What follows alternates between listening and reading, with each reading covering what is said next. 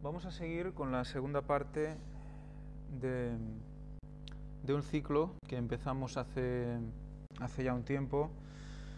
Ven Santa in Corpore Santo. En la primera parte estuvimos hablando, sobre todo en la parte preventiva, de la relación cuerpo-mente, cuerpo-mente, mente-cuerpo. Vimos cómo debería ser la mente la que dominara el cuerpo y no al revés. Vimos lo necesario para que esto fuera posible. Vimos también que necesitábamos una mente fuerte y cuáles eran los factores que ayudaban a que nuestra mente fuera fuerte. Y en esta segunda parte nos vamos a centrar más en la parte curativa de la salud. Y cómo empezar mejor que hablando de los milagros de Jesús, o hablando de Jesús como gran médico. Veremos cómo actúa el poder de Dios en nosotros y cómo actuó el poder de Dios, el poder de Jesús, en la gente que curó en su tiempo. Vamos a ver cómo había en la Biblia, se recogen diferentes tipos de curación o diferentes milagros de Jesús. Tenemos las posesiones demoníacas, tenemos las enfermedades con síntomas físicos y luego están las resurrecciones, que no las he tenido en cuenta aquí. En el tema endemoniados no es el que nos vamos a centrar más hoy, nos centraremos más en el tema de las enfermedades con síntomas físicos, porque son los que más nosotros podemos, con los que más podemos identificarnos hoy en día. Todo el mundo está pendiente de su salud, todo el mundo está preocupado por su salud, todo el mundo tiene un dolor de algo, tiene algo que le preocupa sobre su cuerpo, y veremos cómo Jesús reacciona ante esto. Estos son los ejemplos de endemoniados que he cogido, seguro que hay algunos más, pero un poco así por encima. El endemoniado de Capernaum, muchos endemoniados en Lucas 4:41, una multitud en Lucas 6:17-19, el endemoniado gadareno, que es la legión que hablábamos antes, la legión de demonios que había dentro de este endemoniado, cómo sana un muchacho endemoniado, un lunático, en Lucas 9:37-43, el regreso de los 70, esta vez no fue Jesús, pero envió a 70 que les dio poder y potestad para quitar demonios, y el mudo endemoniado, en Mateo 9:32, también la hija de la mujer cananea, Mateo 15:21-28. O sea, en el tema de endemoniados, ya os digo, lo pasaremos así por encima. Al final hablaremos de un endemoniado concreto, porque hay un mensaje en ese endemoniado, en cómo Jesús trató al endemoniado, y Ellen White lo expresa muy bien en cómo podemos llegar a esto. Y vamos directamente a los enfermos llamados biológicos, o lo que más se parecería al enfermo a la enfermedad que nosotros vivimos normalmente. Tenemos la suegra de Pedro en Lucas 4:38-39, enfermos de diversas dolencias, sana un leproso en Lucas 5:12, sana un paralítico en Lucas 5:17-26, el hombre de la mano seca, una multitud en Lucas 6:17-19, sana al siervo de un centurión en Lucas 7 del 1 al 10, la mujer que tocó el manto de Jesús, Lucas 8, sana una mujer encorvada, Lucas 17 del 10 al 17, Lucas 13 del 10 al 17, 10 leprosos son limpiados, un ciego de Jericó recibe la vista, el hijo de un noble en Capernaum, paralítico de Betesda, un ciego de nacimiento, 2 ciegos obtienen vista en Mateo 9:27, los enfermos de Genesaret, y sana al hijo de un noble a distancia. Estos son algunos de los que he recogido de los evangelios, de los 4 evangelios. Seguro que hay muchos más. Y seguro que hay muchos más que no se citan y que fueron curados, porque en muchos sitios se habla de multitudes, de grupos que les seguían solo para tocarles y poder ser curado. De todos, hay unos cuantos en los que se describe el caso concreto y se ve el mecanismo que utilizó Jesús con ellos.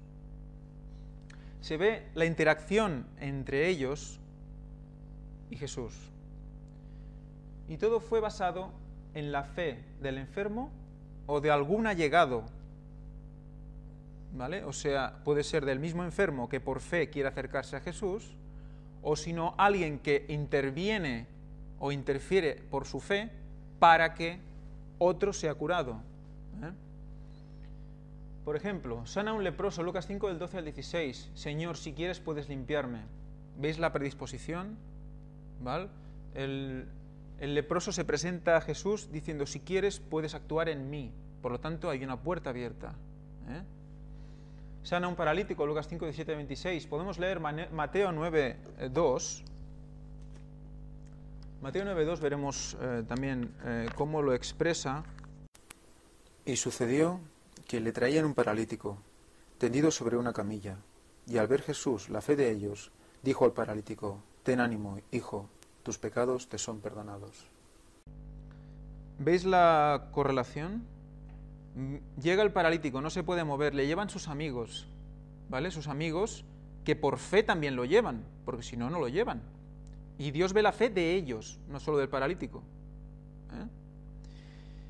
Y le dice, ten ánimo, hijo, tus pecados te son perdonados. Luego entraremos más en esto, pero lo primero que cura son sus pecados. Es la primera fase de la curación. Enfermos de diversas dolencias, Lucas 4:40. Una multitud, Lucas 6, 17 y 19, dice, porque poder salía de él y sanaba a todos. Hay un poder que sale de Cristo que entra en el cuerpo de los que van a él. ¿Vale? Quedaros con la palabra poder. Sana al siervo de un centurión, Lucas 7, del 1 al 10. Di la palabra y mi siervo será sanado. O una palabra tuya bastará para sanarme. Para sanarle. Di la palabra y mi siervo será sanado. Sanación por la palabra. La mujer que tocó el manto de Jesús, este caso lo vamos también a extender un poco después. Vamos a leer lo que dice Ellen White sobre este tema. Pero ha salido un poder de mí. O sea, Cristo lo avalancha a muchísima gente y solo nota que una mujer toca su manto ligeramente. Se gira y dice, ¿quién me ha tocado? Y todos dicen, ¿cómo que quién te ha tocado? Si te está todo el mundo empujando, ¿cómo que? Y dice, ha salido un poder de mí. 10 leprosos son limpiados, Lucas 17, del 11 al 19. Tu fe te ha salvado. Salvado, no sanado. ¿Qué tiene que ver salvado, sanado? Veremos que mucho. En mi Biblia, no sé si en la vuestra, cuando sale sanado, en muchos sitios hay un asterisco o un numerito, y si buscáis pone también literal salvado, o al revés, salvado, literal, sanado. O sea, hay una correlación entre sanado y salvado. Hay ese también dicho popular, cuando sales de un peligro y todo te pregunta, ¿estáis todos sanos y salvos? ¿Recordáis? Pues siempre se habla de sano y salvo. Pues qué curiosidad que en la Biblia también tengamos esa correlación. Un ciego de Jericó recibe la vista, Lucas 18, del 35 al 43. Tu fe te ha salvado también. Y también hay un asterisco y te dice sanado. O sea que la salvación, la sanación está ligada. El perdón de los pecados, la salud física, está ligado. 2 ciegos obtienen vista, Mateo 9, del 27, 28 y 31.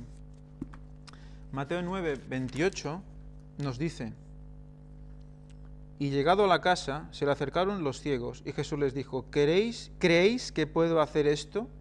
Y ellos dijeron, sí, Señor. ¿Creéis que puedo hacer esto? Porque hoy vamos a hablar de cosas que tenéis que creer que se pueden hacer, porque si no, no van a pasar. Es que vamos a tocar un poco el hueso de muchas cosas, del concepto quizás de curación que todos tenemos en la mente, ¿no? Los enfermos de Genesaret, Mateo 14, del 34 al 36, tocaran solamente el borde de su manto. O sea, mucha gente se acumuló y le buscó solo para tocar el borde de su manto. Fijaros la fe de esta gente, ¿vale? ¿Cómo adquirieron la fe? Por lo que habían oído. O sea, la palabra pasó de unos a otros, llegó y depende de dónde entró, reaccionó, lo que decíamos antes, sembró esa palabra y creció fe. Y fueron a buscarle por la palabra. Y el paralítico de Betesda, que también analizaremos con más profundidad, Juan 5, del 1 al 18, dice, ve y no peques más. Enfermedad fruto del pecado. Porque en esencia toda enfermedad es fruto del pecado, sea del nuestro, del heredado o del pecado original, porque sin pecado no hay enfermedad, no hay muerte. O sea que tiene mucha lógica que para curar una enfermedad, primero cures lo que el pecado ha hecho. Busques el perdón de los pecados. Por eso murió Cristo en sustitución nuestra. Entonces, ¿por qué el poder de Cristo actuó en estas personas? ¿Por qué actuó en estas personas y no en otras personas? Tu fe te ha sanado, Mateo 9:22. Tu fe te ha salvado, Lucas 8:47. Sanado, salvado. Salvó sus almas, sanó sus cuerpos. Y como vimos con el paralítico que acompañaron, primero sanó su alma, luego su cuerpo se sanó en consecuencia.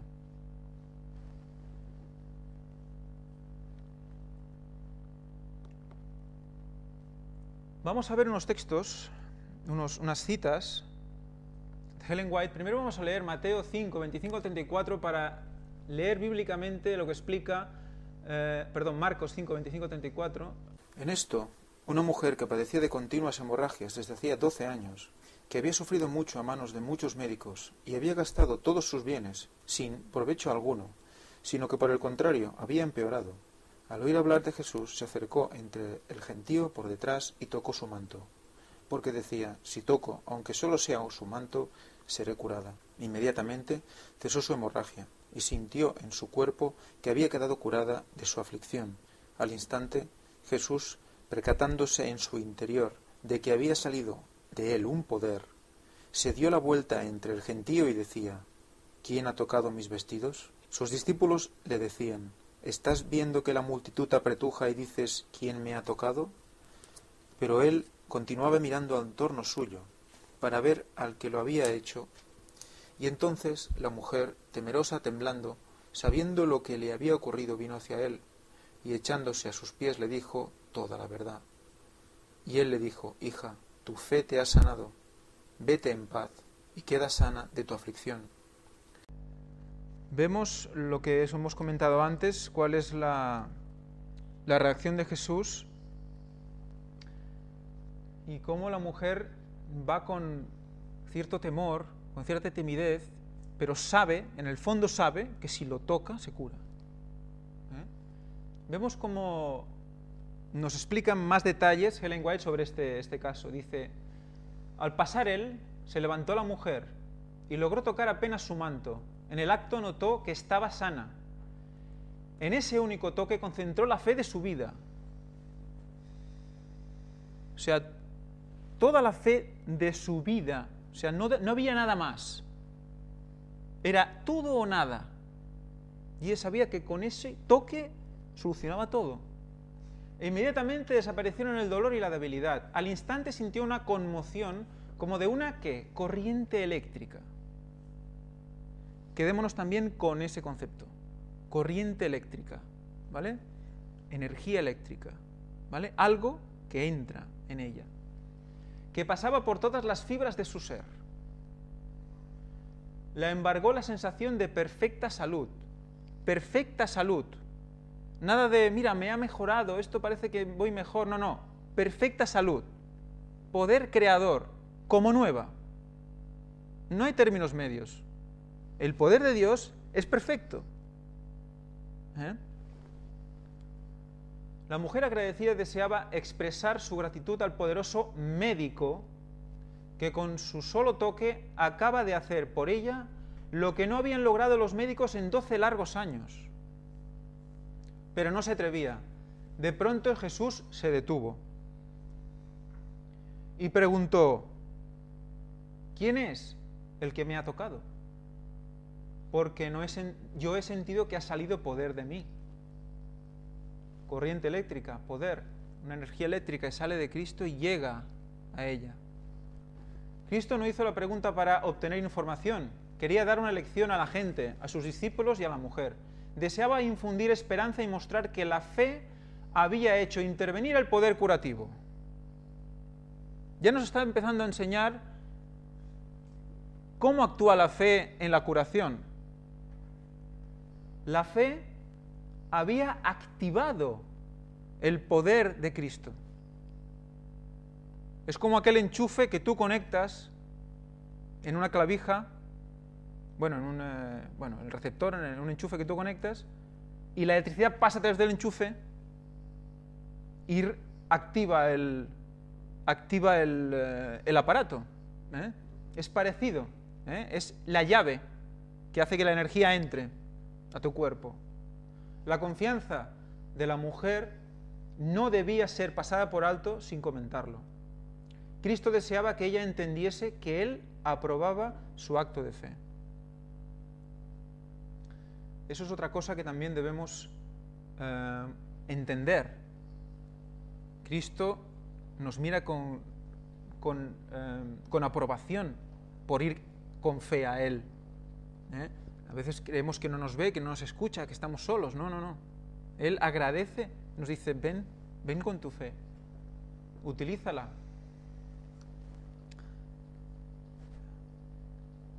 La turba de curiosos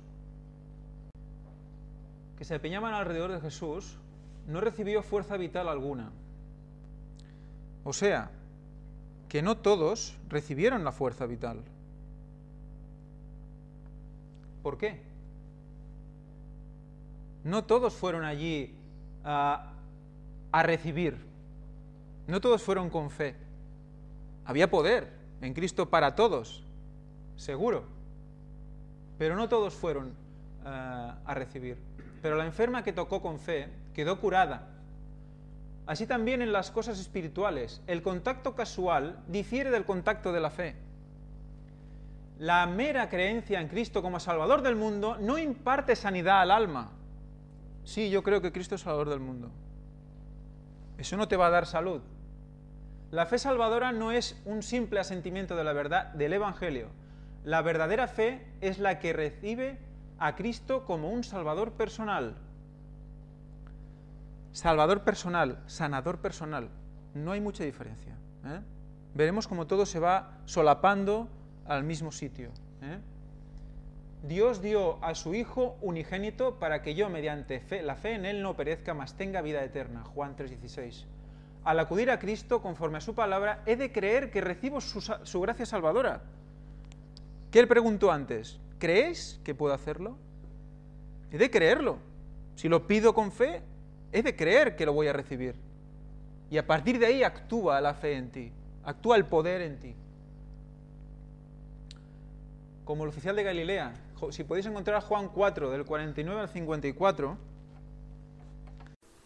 El oficial del rey le dijo: Señor, desciende antes que mi hijo muera.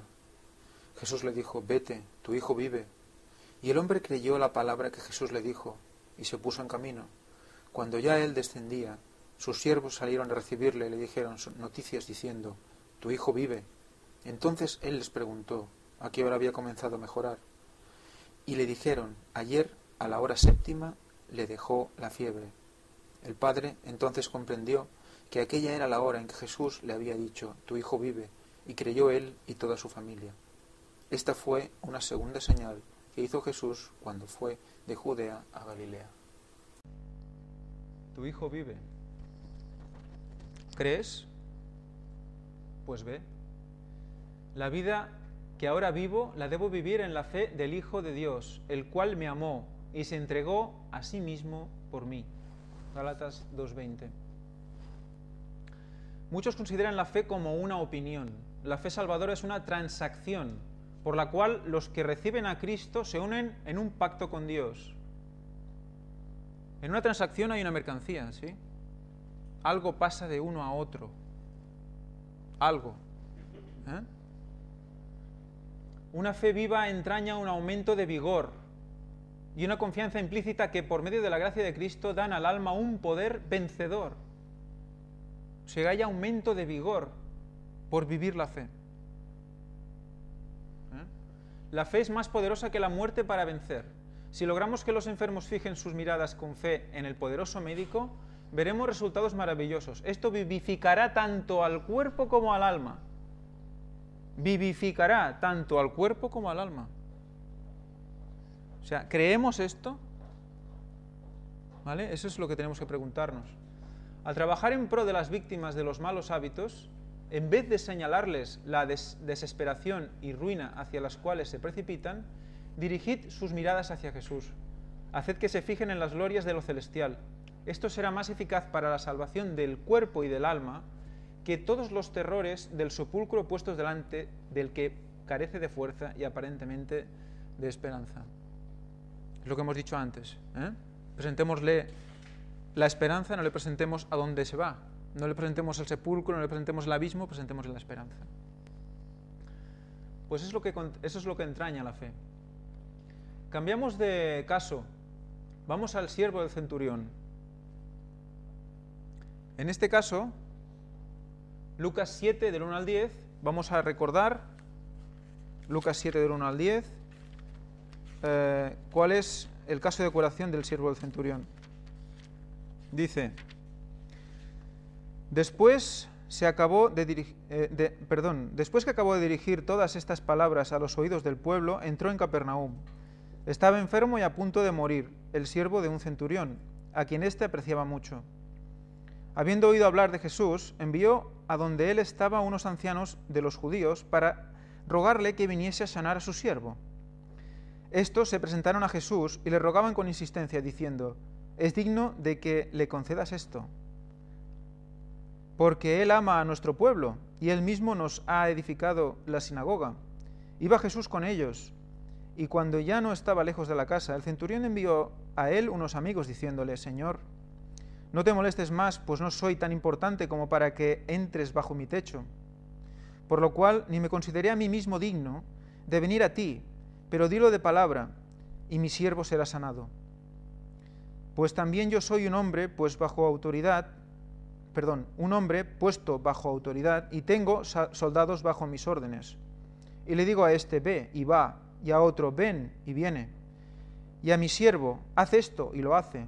Al oír esto, Jesús se quedó maravillado de él, y volviéndose dijo a la multitud que le seguía: os digo que ni aun en Israel, y al tanto con esto, y recibir este mensaje, os digo que ni aun en Israel he hallado una fe tan grande. Y cuando los que habían sido enviados regresaron a la casa, hallaron sano al siervo que había estado enfermo. Quedaros con la última parte porque es un mensaje a la iglesia. Yo lo recojo como un mensaje a la iglesia. Ni aún en Israel he hallado esta fe. Recordad que Ellen White dice que la hora onceava serán aquellos que vienen de las iglesias de Babilonia, los que hay escondidos allí, que serán sinceros, reaccionarán y serán los que aportarán nueva fuerza a la iglesia. Vendrán con más fe incluso que en la que hay dentro de la iglesia. Y esto nos tiene que recordar ese momento. En ese momento la fe del centurión es total. Incluso no se siente digno y envía a otro en vez de él. Fijaros en que se siente inferior a todos, todo y ser centurión. Los ancianos habían recomendado al centurión a Cristo por causa del favor que él había hecho a la nación de ellos. Es digno, decían. Los judíos decían: respondo de este señor. Yo lo valido, ¿no? Porque nos edificó una sinagoga. Pero el centurión decía de sí mismo: no soy digno. Sin embargo, no temió pedir auxilio a Jesús. Hay dos cosas aquí que debemos tener claras. Una cosa es sentirse no digno y otra cosa es ser valiente y pedir la ayuda. Porque muchas veces decimos: es que somos un desastre, es que a mí no me va a escuchar nadie. Pero es que en ese momento es cuando tenemos que ir a buscar el auxilio de Jesús. Es cuando la fe debe ser más fuerte. No confiaba en su propio mérito, sino en la misericordia del Salvador. Su único argumento era su gran necesidad. ¿Vale? O sea, ¿qué es lo que sustituye nuestros propios méritos? La misericordia del Salvador. La misericordia es en vez de nuestros méritos. ¿Vale? Es lo que llena el hueco. Porque nosotros, por mucho que hagamos, no podemos ser meritorios. Dice, y su único argumento era su gran necesidad. Si no sentimos la necesidad, no vamos a recibir No vamos a ir con fe. Si yo considero que no lo necesito lo suficiente, no vas a ir a Jesús. Entonces, ¿lo necesitamos a Jesús? Asimismo, todo ser humano puede acudir a Cristo, no por obras de justicia que nosotros habíamos hecho, mas por su misericordia nos salvó. ¿Piensas que por ser pecador no puedes esperar recibir bendición de Dios? Recuerda que Cristo vino al mundo para salvar a los pecadores. Nada tenemos que nos recomiende a Dios. El alegato que podemos presentar ahora y siempre es nuestro absoluto desamparo, que hace que su poder redentor una necesidad. O sea, ¿cómo nos vamos a presentar? Estoy desamparado.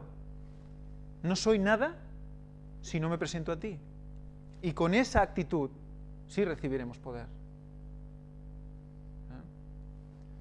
Renunciando a toda dependencia de nosotros mismos, podemos mirar a la cruz del Calvario y decir: ningún otro auxilio hay, indefenso acudo a ti.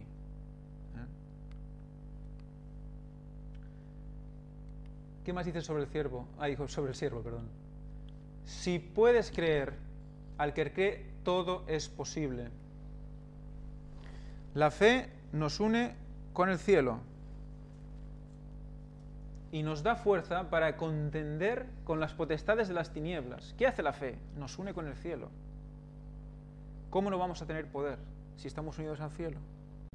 Dios ha provisto en Cristo los medios para contrarrestar toda malicia, resistir toda tentación, por fuerte que sea. Pero muchos sienten que les falta la fe y por eso permanecen apartados de Cristo. Arrójense estas almas, conscientes de su desesperada indignidad, en los brazos misericordiosos de su compasivo Salvador. No se miren a sí mismas, sino a Cristo. Si nos miramos y decimos: qué mal estamos, qué malos somos, qué desastre, no encontraremos fuerzas para ir. Pero si lo miramos a Él, iremos.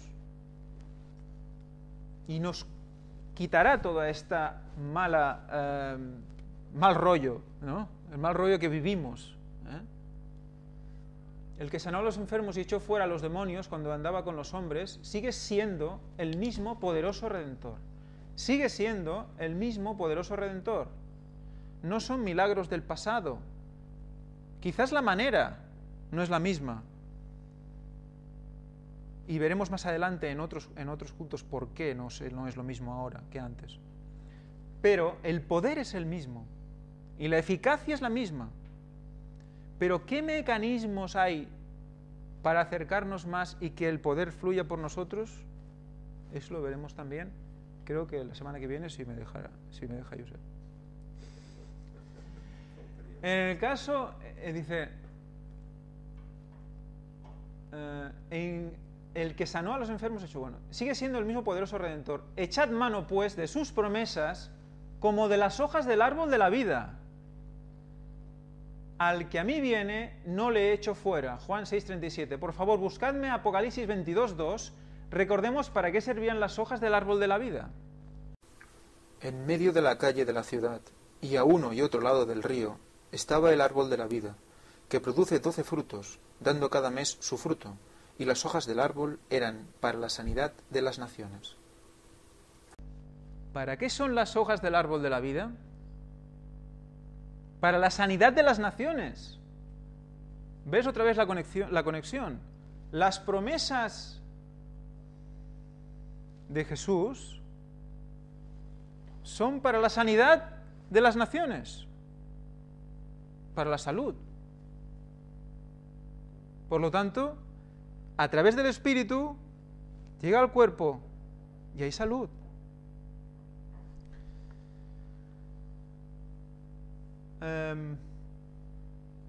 Al acudir a Él, creed que os acepta, pues así lo prometió. Nunca pereceréis si así lo hacéis. Nunca. No dice a veces, ni de vez en cuando. Nunca. ¿Creemos eso? Apliquémoslo a nuestra vida. ¿Vale? Dios encarece su caridad para con nosotros, porque siendo aún pecadores, Cristo murió por nosotros. Si Dios está por nosotros, ¿quién puede estar contra nosotros?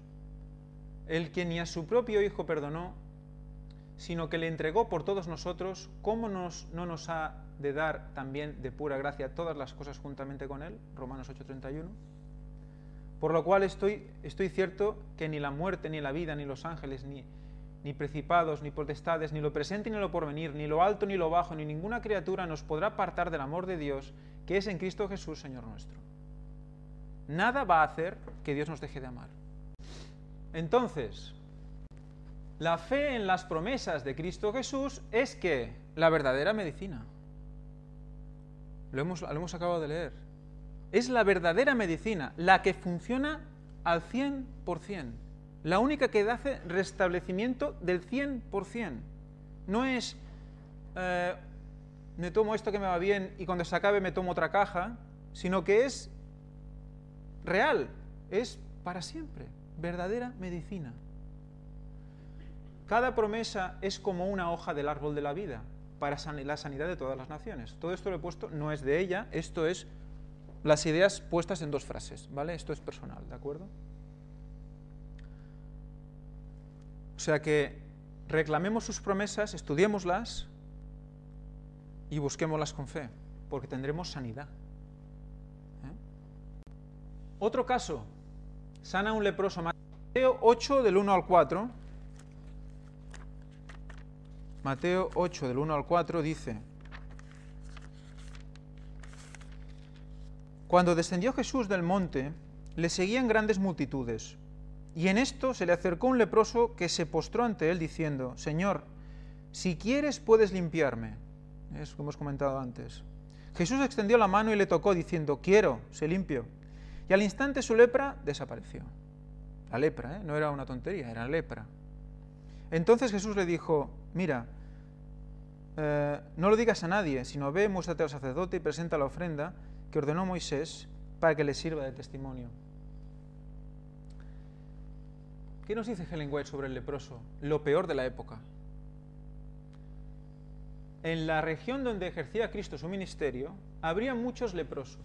Y cuando llegaron a ellos las nuevas de su obra, hubo uno en cuyo corazón empezó a brotar la fe. ¿Vale? Lo que decíamos antes, llega la palabra a muchos y en uno brota la fe. Si pudiera acudir a Jesús, podría sanar, pensaba.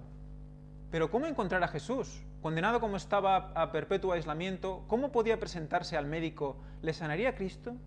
¿No pronunciaría más bien, como los fariseos y aún los médicos, una maldición contra él y le mandaría que huyera de las moradas de los hombres?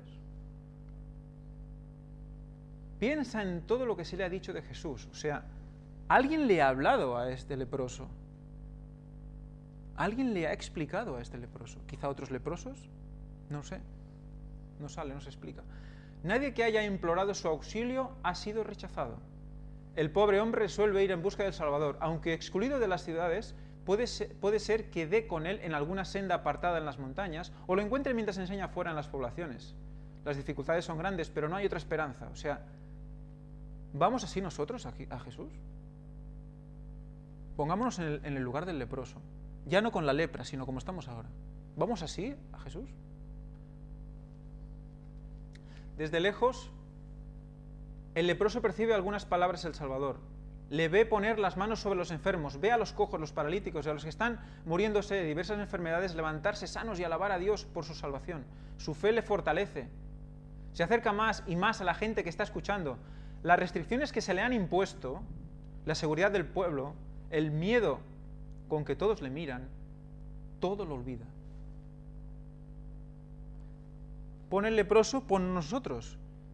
No está todo el rato constante, es que me falta esto, me falta lo otro, no voy a llegar a esto, no voy a llegar a lo otro, me falta trabajo, me falta dinero, este es un desastre, me miran mal. No está pensando en eso. Olvida todo. Porque Dios, ya sabemos que Dios sabe lo que necesitamos. Vamos a Él y Él nos dará lo que necesitamos. Luego veremos que también hace falta esfuerzo, más adelante en otro ejemplo. No piensa más que en la bendita esperanza de curación. ¿Creemos que necesitamos curación? Es otra pregunta que debemos hacernos. ¿O nos sentimos sanos y fuertes y ya está? ¿Qué más nos dice Ellen White? Dice, es un espectáculo repulsivo. La enfermedad ha hecho en él horrorosos estragos y da miedo mirar su cuerpo en descomposición. Fijaros en el desastre del pobre hombre. Al verle, la gente retrocede. Aterrorizados se atropellan unos a otros para rehuir su contacto. ¿Os imagináis la situación? Algunos procuran evitar que se acerque a Jesús, mas en vano. Él no los ve ni los oye, ni advierte sus expresiones de repulsión. No ve más que al Hijo de Dios, ni oye otra voz sino la que da vida a los moribundos. Su voz. Abriéndose paso hasta Jesús, se arroja a sus pies clamando: Señor, si quisieras puedes limpiarme. Jesús le contesta: quiero, sé limpio. Y pone su mano sobre él. Pone su mano sobre una persona que se está descomponiendo en vida. ¿Vale? Imaginaros la situación. Nadie lo podía tocar. Al acercarse a Jesús, este hombre estaba lleno de lepra. La ponzoña mortal había penetrado todo su cuerpo. Los discípulos querían evitar que su maestro le tocara, pues el que tocaba a un leproso quedaba también inmundo.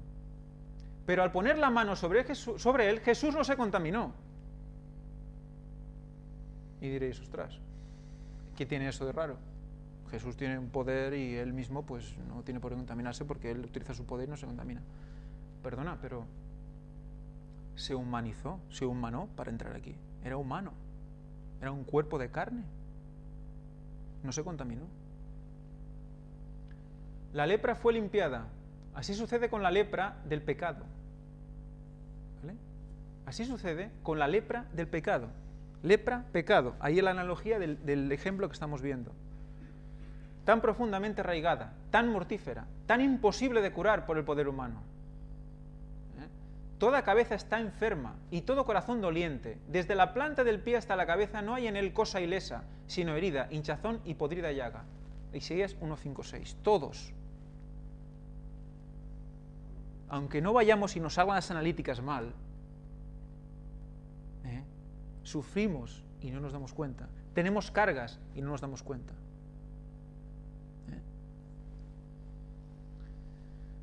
Su presencia es virtud curativa para el pecador. Dice, pero Jesús, al humanarse, no se contamina. O sea, vuelve a reiterar, al humanarse no se contamina. O sea, ¿cuál debe ser nuestra meta? Jesús, ¿no? Pues cuerpo de carne, espíritu limpio. El poder de Dios estaba en él. Por eso no se contamina. La fe de Jesús era, irrefutable, era inmensa, era perfecta. Por eso el poder que ya entraba en Jesús era inmenso, era perfecto, no podía contaminarse. Tenemos que buscar eso. Evidentemente no seremos como Jesús, pero cuando Ellen White nos dice que busquemos la perfección y la excelencia, es en donde podemos y al máximo que podemos. ¿Y qué nos dará eso? Salud también. Defensa contra las enfermedades que nos rodean, contra los contaminantes que nos rodean, etcétera, etcétera. ¿Vale? Cualquiera que se postre a sus pies, su presencia es virtud curativa para el pecador. Cualquiera que se postre a sus pies, diciéndole con fe, Señor, si quisieras puedes limpiarme, oirá esta respuesta, quiero, sé limpio. Dice que aún funciona esto, que no es una cosa del pasado. ¿Lo creemos realmente? ¿Es difícil? Sí, quizás. Pero ¿no debemos trabajar eso? Otro caso, el paralítico de Capernaum. Lucas 5, del 17 al 25.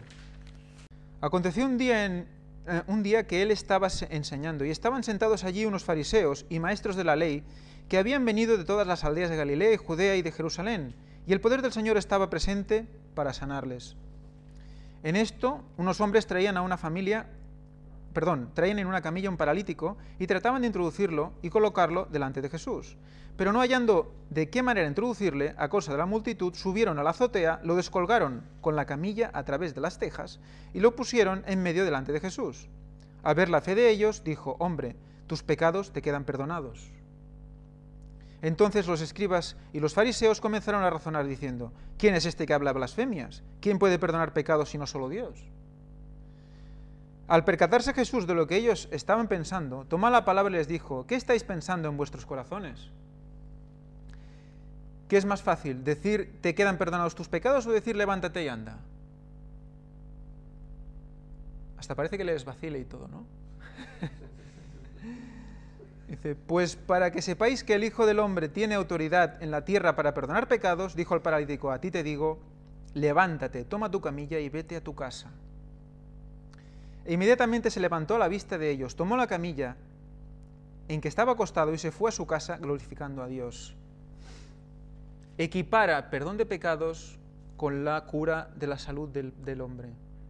Lo equipara, dice, tanto puedo hacer una cosa como la otra. ¿Por qué me queréis acusar? Muchos de los que acudían a Cristo en busca de ayuda habían traído la enfermedad sobre sí, y sin embargo Él no rehusaba sanarlos. Fijaros la misericordia. Y cuando estas almas recibían la virtud de Cristo, reconocían su pecado. Y muchos que se curaban de su enfermedad espiritual a la par que de sus males físicos. Primero, la enfermedad espiritual a la par que de los males físicos. Si reconocían su pecado, se arrepentían por fe, entraba la energía eléctrica, el poder, la fuerza vital y se curaban los males físicos. Entre tales personas se hallaba el paralítico de Capernaum. Como el leproso, este paralítico había perdido toda esperanza de restablecimiento. Su dolencia era el resultado de una vida pecaminosa y el remordimiento amargaba su padecer. Aquí vemos una de las posibles causas del daño que este hombre tenía. Uno de los casos posibles, remordimientos. ¿Vale? Este señor era paralítico por remordimientos. Relación cuerpo-mente, mente-cuerpo. ¿Vale? En vano había acudido a los fariseos y a los médicos en busca de alivio. Le habían declarado incurable y, condenándole por pecador, habían afirmado que moriría bajo la ira de Dios. ¿Vale? O sea, pobre tío. Más adelante en otras charlas veremos cómo hoy en día se están viendo las relaciones cuerpo-mente, de cómo el cerebro, en función de cómo recibe un tema, un problema, cómo afronta, se somatiza en el cuerpo. Y muchas de las enfermedades de hoy en día que vivimos normalmente son asociadas a esto más que a otros casos biológicos, otros temas biológicos. El paralítico había caído en la desesperación, pero después oyó hablar de las obras de Jesús.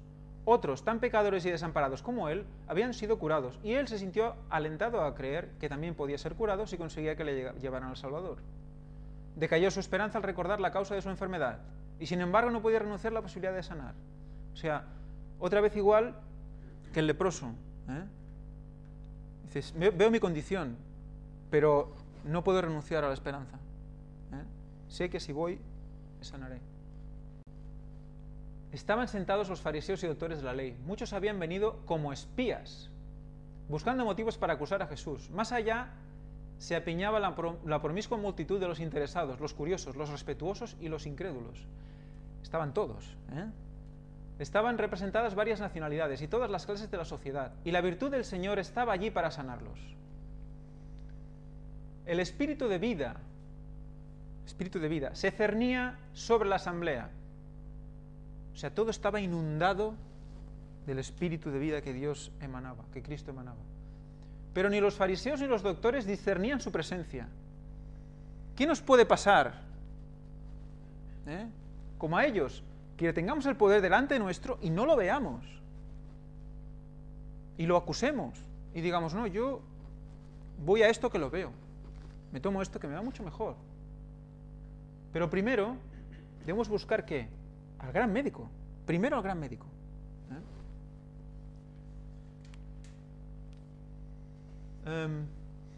Pero ni los fariseos discernían. Dice, no sentían necesidad alguna. Y la curación no era para ellos. No se sentían enfermos, no se sentían faltos. Se sentían justos. Y yo me pregunto, ¿pero los fariseos y doctores estaban enfermos? ¿No? Para que no vieran la salud, no vieran la... Ellos estaban enfermos, sí, pero por no ver. Eran enfermos, pero no eran conscientes de su enfermedad. No se veían necesitados. A los hambrientos hinchó de bienes y a los ricos envió vacíos. El discurso quedó interrumpido. El Salvador miró el rostro entristecido del enfermo y vio sus ojos implorantes, fijos en él. Bien conocía el deseo de aquella alma agobiada. Era Cristo el que había llevado a la convicción, a la conciencia del enfermo. cuando estaba aún en casa. Cristo había ya convencido a ese hombre en su casa. La palabra había llegado a él y le había convencido. Por eso vino a Cristo. Tenemos una gran responsabilidad y no lo sabemos. ¿Por qué la reforma pro salud? ¿Por qué es el brazo derecho del tercer ángel? Porque le estamos dando salud a la gente. Le damos salud a la gente, en realidad. Cuando se arrepintió de sus pecados y creyó en el poder de Jesús para sanarle, la misericordia del Salvador bendijo su corazón. Jesús había visto el primer rayo de fe convertirse en la convicción de que Él era el único auxiliador del pecador. Y había visto crecer esa convicción con cada esfuerzo del paralítico por llegar a su presencia. Cristo era quien había traído a sí mismo al que sufría, y ahora, con palabras que eran como música para los oídos y a los cuales eran destinadas, el Salvador dijo: confía, hijo, tus pecados te son perdonados. La carga de culpa se desprende del alma del enfermo. Aquí vemos ya cuando ya el poder ha fraguado en el cuerpo del enfermo. ¿Qué es lo primero que se va? La carga de culpa. Esos remordimientos que le hacían estar paralítico. Y luego se somatiza en el cuerpo. La esperanza sucede a la desesperación y el gozo a la tristeza deprimente. Ya desapareció el dolor físico y todo el ser del enfermo está transformado. Es como si fuera recreado.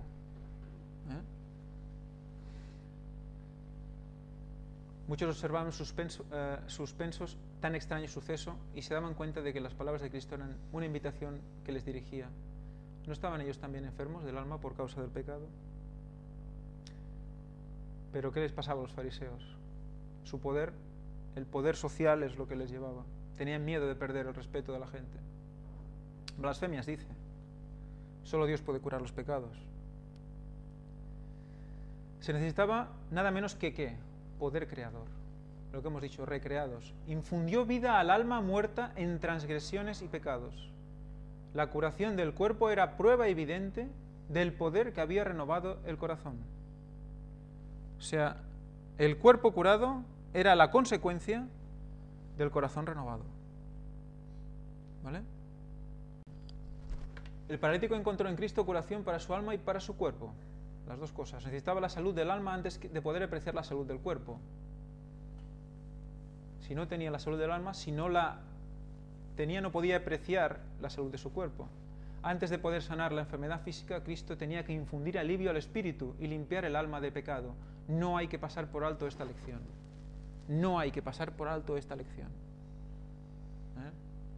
Espíritu limpio, luego cuerpo limpio.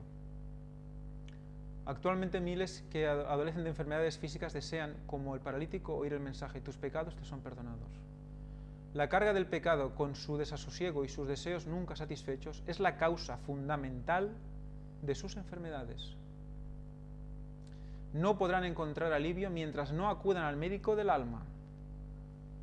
La paz que Él solo puede dar devolverá el vigor a la mente y la salud al cuerpo. Otro paralítico, el de Betesda. Si recordáis la escena, están todos esperando a que el agua del estanque se mueva para que se tirarse, y los primeros que se tiran se curaban, ¿no? Esa es no sé si era la leyenda de por ahí, ¿no? En la Biblia dice que bajaba un ángel, movía el agua y todos se metían. ¿Qué ángel debería ser? No lo sé. La cuestión es que el paralítico siempre veía el agua que se movía, intentaba llegar y nunca podía, ¿vale? Y Jesús ve esa escena. El enfermo estaba acostado en su estera, levantaba ocasionalmente la cabeza para mirar el estanque. Cuando su rostro tierno y compasivo se inclinó sobre él y atrajeron su atención las palabras: ¿Quieres ser salvo? La esperanza renació en su corazón. Comprendió que de algún modo iba a recibir ayuda. Cuando nosotros recibimos esto, quizás nos lo tomemos a salvo. ¿Quieres ser salvo? ¿Quieres que te cure? ¿Y tú me vas a curar a mí? ¿No? ¿Tú me vas a...? ¿No? Entonces, él lo creyó. Y de repente surgió esperanza en él. Jesús le dice: levántate, toma tu lecho y anda. Con nueva esperanza el enfermo mira a Jesús. La expresión de su rostro, el acento de su voz, no son como los de otro cualquiera. Su misma presencia parece respirar amor y poder. La fe del paralítico se aferra a la palabra de Cristo sin otra pregunta. Sin otra pregunta. Nosotros preguntamos mucho. Sí, pero si hago esto, pero bueno, si hago esto, ¿tendré esto? Si hago esto, ¿tendré facilidades para esto? Muchas condiciones, muchas dudas. No preguntó más. Y todo su cuerpo le responde. Primero accede y luego su cuerpo le responde. Cada nervio y músculo laten con una nueva vida. Recreación. Tenemos que volver a nacer. Jesús no había dado al paralítico seguridad alguna de ayuda divina. Bien pudiera haber dicho el hombre: Señor, si quieres sanarme, obedeceré tu palabra. Podría haberse detenido a dudar y haber perdido su única oportunidad de sanar. ¿Qué nos pasa a veces? Dudamos demasiado. Sí, pero ¿y si? El y si nos tiene locos. Pero no, él creyó en la palabra de Cristo, creyó que había sido sanado. Inmediatamente hizo el esfuerzo y Dios le concedió la fuerza. Quiso andar y anduvo. Al obrar de acuerdo con la palabra de Cristo, quedó sano. Hizo el esfuerzo. ¿Vale? Muchas veces no nos esforzamos lo suficiente. Dios nos ayuda si nosotros nos ayudamos primero. Creemos y actuamos en consecuencia. Actuamos como si fuéramos sanados, porque creemos que lo hemos sido. El pecado nos ha separado de la vida de Dios. Nuestras almas están paralizadas. Somos tan incapaces de llevar una vida santa como lo era el paralítico para andar. ¿Vale? Somos el paralítico. O sea, cada uno de los casos de curación que nos explica en la palabra de Dios es para que nos pongamos en la situación del enfermo. Somos el paralítico, somos el leproso. Aunque no estemos enfermos como ellos, estamos enfermos de otra manera. Muchos se dan cuenta de su desamparo, desean con ansia aquella vida espiritual que los pondrá en armonía con Dios y se esfuerzan por conseguirla, pero en vano. Desesperados exclaman: miserable hombre de mí, ¿quién me librará de este cuerpo de muerte? Alcen la mirada estas almas que luchan presa del abatimiento. El Salvador se inclina hacia el alma, adquirida por su sangre, diciendo con inefable ternura y compasión: ¿quieres ser salvo?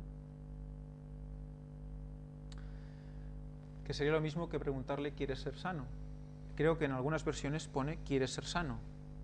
A la pregunta al paralítico. O sea que hay totalmente paralelismo entre una cosa y otra. Él os invita a levantaros llenos de salud y paz. No esperéis hasta sentir que sois sanos. ¿Cómo dices? ¿Vale? Estamos en ese nivel de fe. No esperéis hasta sentir que sois sanos y actuar como si lo fuerais. Creed en la palabra del Salvador, poned vuestra voluntad de parte de Cristo, quered servirle y al obrar de acuerdo con su palabra, recibiréis fuerza. Cualquier sea la mala práctica, la pasión dominante que haya llegado a esclavizar vuestra alma y vuestro cuerpo por haber cedido largo tiempo a ella, Cristo puede y anhela libraros. Está esperando a que os enchuféis, a que nos enchufemos, perdón. Él infundirá vida al alma de los que estabais muertos en vuestros delitos. Infundirá vida al alma. Librará al cautivo que está sujeto por la debilidad, la desgracia y las cadenas del pecado. El sentimiento del pecado ha envenenado las fuentes de la vida. Mi gracia fortalecerá vuestra voluntad debilitada. Os libraré del remordimiento de vuestro pecado. Mirad a Jesús y las tinieblas que os rodeen se desvanecerán ante el resplandor de su presencia. Su gracia basta para vencer el pecado. Poned vuestra mano en la suya y dejaos guiar por él. Eso son lo que tenemos que hacer cuando nos saltan las tentaciones. Nunca penséis que Cristo está lejos, siempre está cerca. Su amorosa presencia os circunda. Buscadle sabiendo que desea ser encontrado por vosotros. Quiere que no solo toquéis su vestidura, sino que andéis con él en comunión constante. Comunión constante. O sea, la conexión no es a ratos. La conexión es o debe ser constante, para que la fe constantemente sea la base de aquella escalera de segunda de Pedro. ¿Recordáis? Fe, virtud, paciencia, dominio propio y al final amor. Pues esa escalera en la base es la fe. Y la virtud tiene que ver con la salud. Eso lo veremos también más adelante. en otros cultos. Jesús no quiere que los comprados a tanto precio sean juguete de las tentaciones del enemigo. No quiere que seamos vencidos ni perezcamos. El que dominó los leones en el foso y anduvo con sus fieles testigos entre las llamas, está igualmente dispuesto a obrar en nuestro favor para refrenar a toda mala propensión de nuestra naturaleza. Recordar nuestra naturaleza que va hacia el mal. Por último, el último caso que vamos a tocar es el de un endemoniado. Y tocaremos este caso porque yo creo que es un caso muy interesante y que nos da unos conceptos que habíamos visto en otros cultos anteriores. Dice, ¿por qué el endemoniado había dominado a este hombre, el endemoniado de Capernaum? La causa de la aflicción de este hombre residía también en su propia conducta. Le habían fascinado los placeres del pecado y pensó hacer de la vida un gran carnaval. ¿Qué es lo que pensamos o qué piensa mucha gente hoy en día? Diversión, diversión. Tenemos que divertirnos, tenemos que olvidarnos de lo que la vida nos presenta. Tenemos que llegar al fin de semana como sea y tenemos que vivir un carnaval cada fin de semana. No ser nosotros. La intemperancia, la frivolidad pervirtieron los nobles atributos de su naturaleza y Satanás asumió pleno dominio sobre él. ¿Cómo entró? Por los placeres, por el ocio. Satanás entró en él, lo dominó y un demonio se puso en él. El remordimiento llegó demasiado tarde.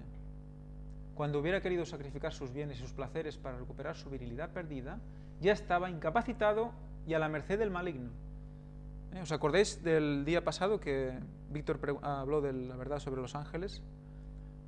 Cómo Satanás llega un momento que después de hacer todo lo que había hecho, ya que estaba ya a tope, cuando ya dijo, pues me arrepiento, luego ya no hubo tiempo. Pues él utiliza es lo mismo que pasó con este hombre. Este hombre ya después de someterse al dominio de Satanás, luego dijo, pues quiero cambiar, y no pudo. Ya era demasiado dominado por Satanás. También hoy hay muchedumbres tan ciertamente dominadas por el poder de los malos espíritus como lo era el endemoniado de Capernaum.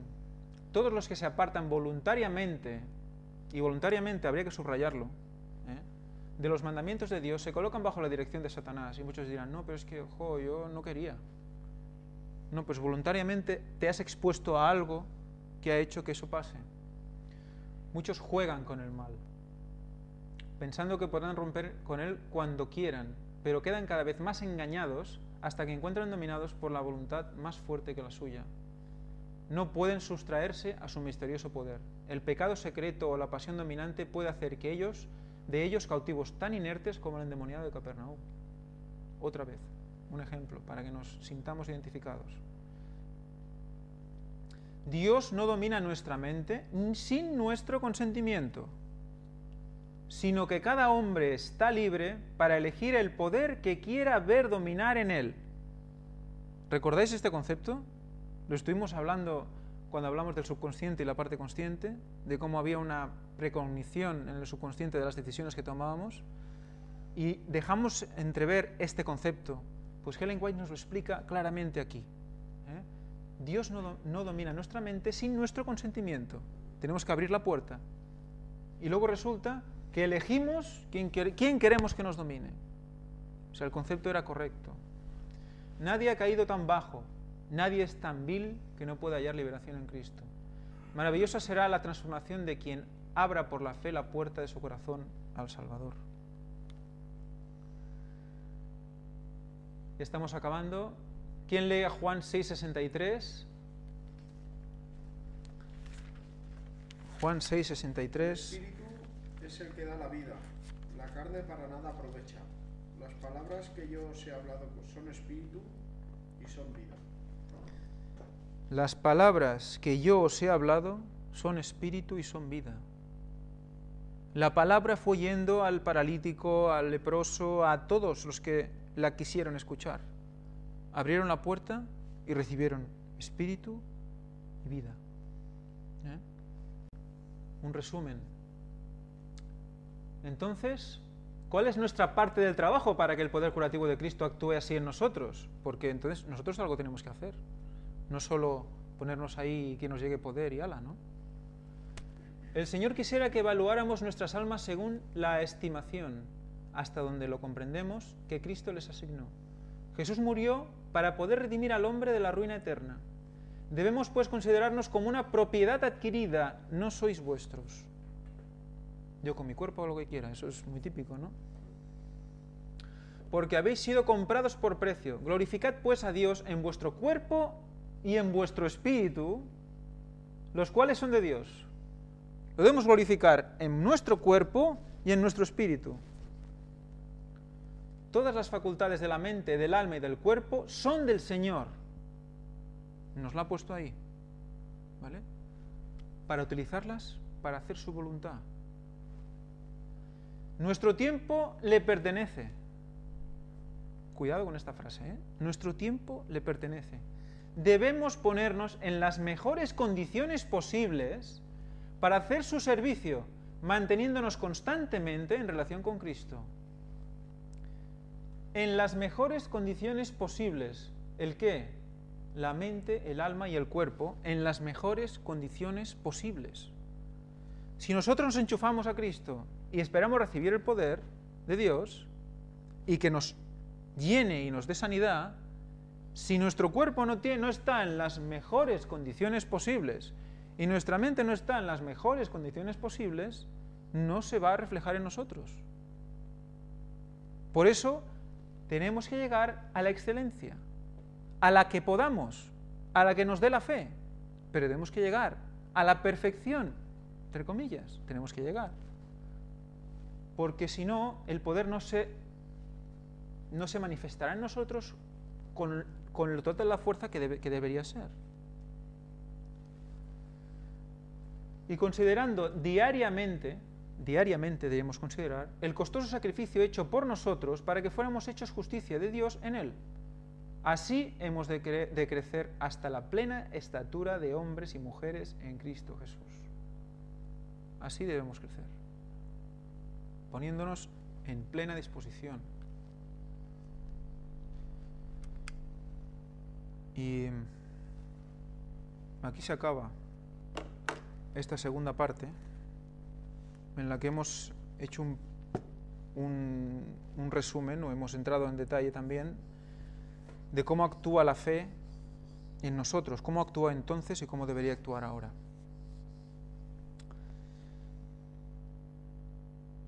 También os podéis plantear, dice, bueno, entonces solo los creyentes deberían estar vivos, ¿no? Solo el pueblo de Dios debería estar vivo, porque solo ellos reciben la potencia y la fuerza. Dios nos da la vida a todos, a justos e injustos, y es la base de su misericordia. Tenemos la vida, es un regalo de Dios, y todos la tenemos. La responsabilidad es qué hacemos con ella. La semilla tampoco cree en Dios, pero crece por su poder. Y veremos en la parte 3 cómo Dios le da ese poder para crecer. Y la semilla no cree en Dios y también crece.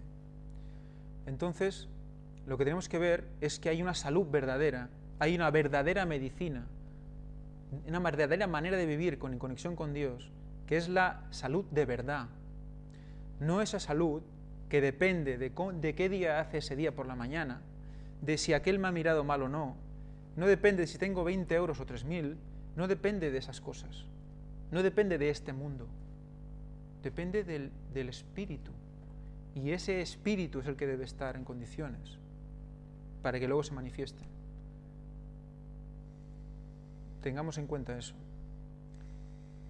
Feliz sábado.